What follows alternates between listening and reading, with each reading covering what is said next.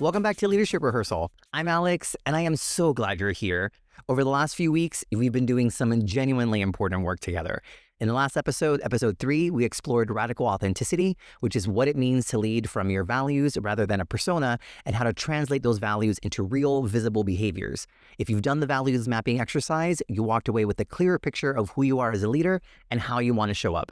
And if you took the brave step of sharing your values with your team or your manager and asking for feedback, first, I want to acknowledge that and say, wow, that takes real courage. And second, I hope what came back validated something meaningful for you.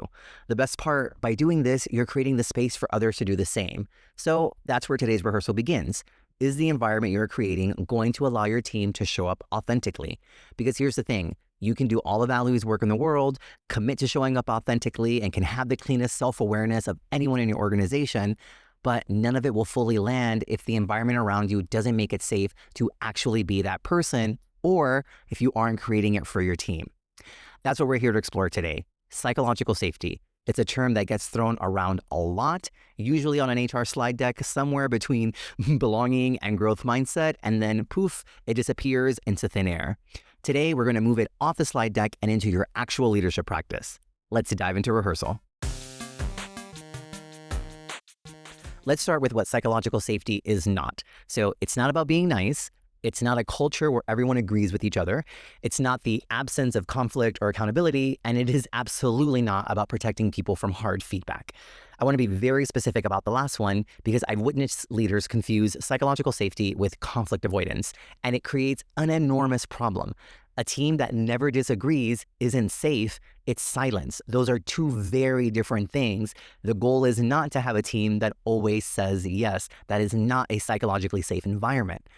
So what is it? The most widely respected definition comes from Amy Edmondson, a professor at Harvard Business School who has spent decades studying teams. Edmondson defines psychological safety as the belief that one will not be punished or humiliated for speaking up with ideas, questions, concerns, or mistakes. I want to push past ideas because really this is about questions your team is afraid to ask because they think it'll make them either look incompetent or because they'll be humiliated for speaking up. It's about concerns that people swallow because they've learned that raising them doesn't go well. And it's about mistakes your team hides because the culture makes honesty feel dangerous. What Edmondson found is something counterintuitive. The highest performing teams she studied weren't the ones that made the fewest mistakes. They were the ones that reported the most. Let that sink in for a moment. The teams who talked openly about what was going wrong outperformed the teams who kept everything polished and quiet. Safety didn't make them softer, it made them faster, more honest, and more innovative. So here's the question I want you to sit with as we go into the next section. How much of your team's real thinking are you actually hearing? Because the answer to that question is a direct reflection of the conditions you've been creating, whether you meant to or not. In the theater world, Anne Bogart, who is a highly respected director and theater maker, talks about the role of the director. She shares that the primary role is to create the conditions for the work to happen. She famously states the director cannot create results, only the conditions for the work. I think this translates directly to our role as leaders. Our primary function is to create an environment where the people reporting to us are able to do their best work, creating conditions that allow them to thrive, succeed, and challenge. If we connect this back to our conversation last week around authenticity and values, this is exactly where your values come in. What kind of environment are you going to create? A few weeks ago, I wrote a LinkedIn article where I explored what would happen if we removed hierarchy. Would we still be leaders? And by the end of the article, where I got to is, if you remove hierarchy, all that's left is the environment you create and people choosing to follow you based on your values and how you navigate the work. I think that's extremely important to sit with today because we cannot tell our teams that this is a psychologically safe environment and then become upset when they flag a roadblock or challenge a decision.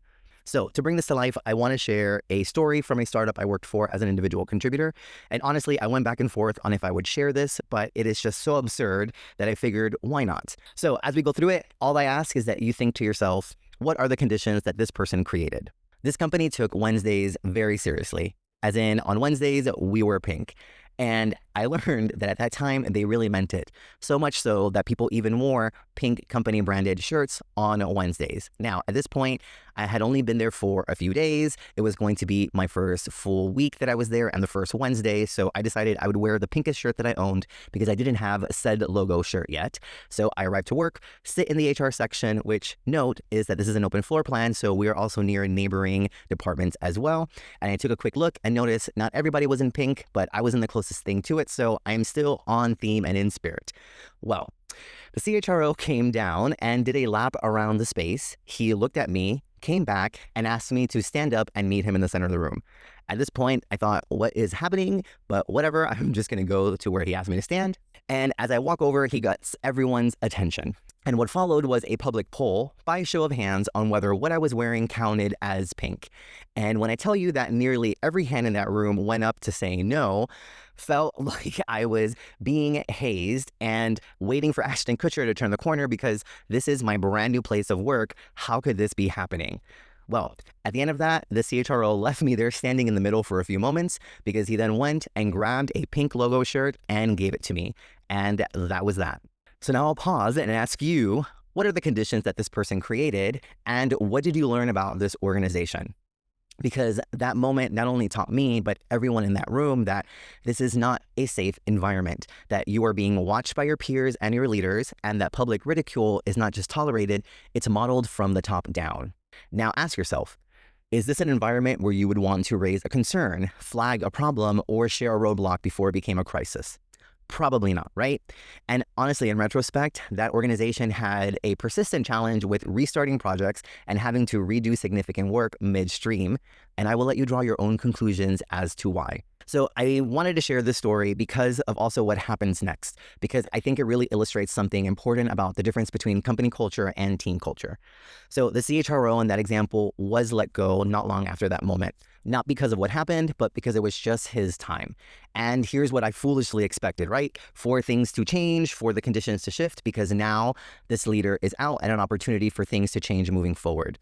The reality is that the culture he created stayed long after his departure because people like my direct leader were never being a counterforce to it. Instead, they fed into it and carried it forward. So for example, when I told my leader about what happened with the pink shirt, his response was essentially, that's just the CHRO. That's it. No acknowledgement, no pushback, no, oh my God, that is crazy, please, this is not how we work here. I am so sorry, you are a new hire. Nope, just a signal that this is how it is here. So, a note on company culture. I know what some of you might be thinking. I cannot control what leadership above me is doing. And you're right. You are not responsible for people like the CHRO, but you are responsible for your team. And what my leader could have done and didn't was create different conditions for the people who reported to him. That choice was entirely available. He could have built a space that was aligned to his own value and have a culture that pushed up against what was happening above it. You always have the ability to do this. The conditions you build for your team are yours to set regardless of what's happening. And here is what I found. When you do that, that creates a small ripple because the people on your team are going to carry that into the meetings that they attend and how they interact with others. It all starts with your team and it has the potential to go further. All right, it is a solo rehearsal time and I can already hear those questions forming. But how do I actually create a safe environment? Well, that's what we're about to work through. Today's exercise is called the conditions check, and we're going to look at where you stand on the 4 behaviors that Edmondson has identified as the foundation of psychological safety, and we'll review each one as we go. As always, there is a link to a free worksheet in the episode description. I encourage you to download this now so you don't have to hold all of this in your head. And remember, you can pause me and work through it, or listen first and come back to it. Either works, the choice is yours. Okay, step 1, setting the stage. When a new project comes up or there's something that has a lot of uncertainty around it, do you present it as a directive to execute or as a challenge that needs everyone's thinking? Do you name uncertainty out loud or project confidence even when you're unsure? Here's why this matters. If leaders don't explicitly name uncertainty, the default assumption is that everyone is supposed to already have the answers. And when people think they're supposed to know something, they stop asking questions and they go into a mild panic, right? So on your worksheet, I want you to write down a recent moment where you had the chance to set the stage. Did you take it? Or if you have something coming up, how could you open it in a way that welcomes curiosity and that lets folks know that the uncertainty is okay? We're here to work through it together. Step 2, respond productively. Think about the last time someone brought you something uncomfortable. Could have been a mistake, a concern, or maybe a question that pushed back on your direction. Did you get curious or defensive? Did you thank them, or did your reaction quietly signal that the next time they should keep this to themselves? Here's the truth. How you respond dictates whether your team is ever going to bring something to you again. Connecting this back to episode 2 on relationship building, this is the follow through on a deposit. And we already talked at length about what happens when we don't follow through. Your team does not experience your intentions. You want this to be a psychologically safe environment. You want them to bring things to your attention, but they only experience your behavior. So when they do, how do you respond? Are you telling them, I want this, but then in behavior, you're signaling, I'm actually not ready to receive pushback? Or are you welcoming this as an opportunity to learn? So on your worksheet, write down a recent interaction that you had where someone brought something to your attention. How did you respond, or how could you have responded productively next time? Step 3, acknowledge your limitations. When was the last time you told your team you didn't know something and then let the person who did take the lead? It's important that your team sees you as human, that you don't know all of the answers, and that you make mistakes sometimes. When you do that, you make it easier for them to do the same. You're modeling the behavior you want to see. And something worth sitting with. When you ask your team for feedback, what happens afterwards? Do you apply it or use it as an opportunity to give feedback back? Again, you can't tell your team this is a safe environment and then punish someone for taking you at your word. On your worksheet, write down one specific way that you can acknowledge a limitation with your team this week. Step 4, invite varying points of view. It's not enough to not punish people. You have to open the door and hold it open. In your last few meetings, ask yourself, did you seek a dissenting opinion? Did you create space for real discussion, or did you wait until the last 5 minutes to ask if anyone else had anything to add? Hopefully, you're starting to catch on that psychological safety is really connected to the conversations you have and how you respond. So here's what you're modeling. You're letting them know that you can hold conflict without it becoming disruptive. You're making space for tension constructively before it finds you later. So on your worksheet, identify something you're working on that you could bring your team into pressure tests. Ask them to poke holes in it, to give a different point of view, or just to be devil's advocate for the fun of it. You'd be surprised what you will find. Now, I want you to take a moment with what you just worked through.